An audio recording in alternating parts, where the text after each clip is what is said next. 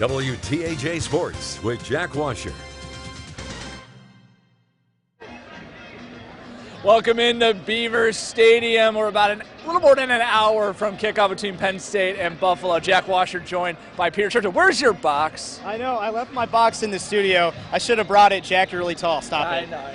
Penn State-Buffalo coming up in about an hour, just like we said. Penn State looking to go to 2-0. About a 4-touchdown favorite tonight against Buffalo. Should have no problem. It's actually nice, Peter, they actually get another night game before that Michigan whiteout game in October. Yep, first 3 games are at home.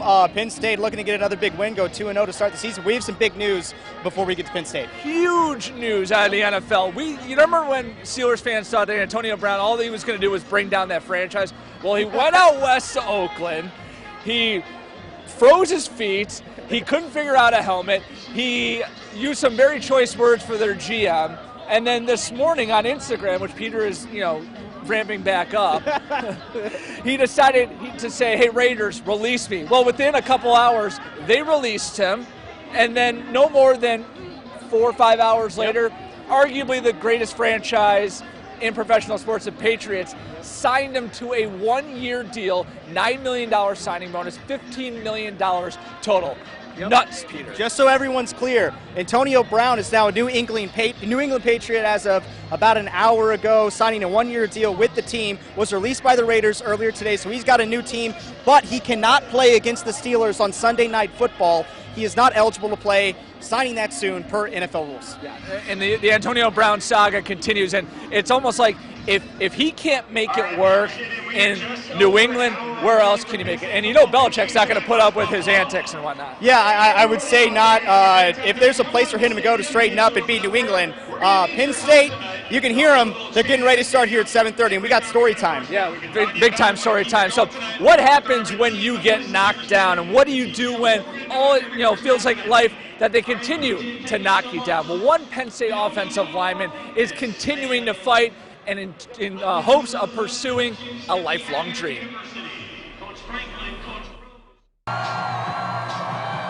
Penn State guard Steven Gonzalez, it's a moment that does not age, running out of the tunnel at Beaver Stadium. It never gets old. It's always kind of that one thing that Coach Franklin always preaches to us, just kind of obviously stay focused on the game, but enjoy those first 14, 15 seconds of, running out of the tunnel. For Gonzalez, it's an opportunity to honor his father. He was my rock, and, he was kind of like the person I would always go to talk to. Jorge Gonzalez always knew his son had a knack for football. He's like, I really think he's going to make it. At 6'4" and more than 300 pounds in high school, Gonzalez was well on his way until one day at the beginning of his junior year of high school. Kind of the most darkest time of my life, I felt like. It just shattered us. Steven, we went to the hospital and we were there with him. Jorge Gonzalez suffered 2 heart attacks and passed away. I mean, I'm always a quiet guy, but at that point in time, I really didn't talk to anyone, I didn't speak to anyone. People kept saying they're sorry, and I'm like, yep, thank you, I appreciate it. I told him, your life is never going to be the same. So a week later, Steven had a choice to make: suit up or sit out. I was scared. 16-year-old, it could go either way. Steven suited up, and he excelled. Steven insisted he wanted to play. And, I felt if he's like, he would want this because, this is what he liked. He earned a scholarship to Penn State. His father's prediction came true. Then on signing day, the emotions all returned. It was tough. I had asked my coach just to put a chair with his name on it, kind of reserved seat for him. So he was there in spirit, I felt. But it was tough, obviously, not physically there, but I knew he was there watching. A guiding presence from above. If I'm playing bad, I'll tell him, hey, come on, help me out a little bit here. It's all been about him, and it's all, he's kind of been like the driving fuel. In the trenches, it's an escape from the tragedy in his life. Right up the middle and right into the end zone goes Johnny Brown. But the memory never strays far away. I think he just connected with that, This is what Dad would have wanted, and it's what I'm going to do.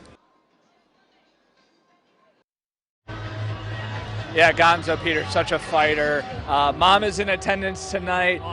The cool thing about them is they're all Vikings fans and whatnot. The week after Steven's dad passed away, they all showed up at Steven's high school game in a Vikings jersey, so pretty cool. And he'll be out there tonight with the first unit, and they look good. 5 different running back scores, so the O-line had something to do with it. The O-line was killing it. One more time, just so everyone knows, Penn State-Buffalo kicking off at 7:30 p.m., televised on Fox. And, of course, tonight we'll bring you as much as we can as far as video and updates go. We got to wait for this thing to end before we can come on our air. So just so everyone's aware for that. All right, for Peter, I'm Jack. We'll see you at 11. Make sure you watch that game, and go Penn State.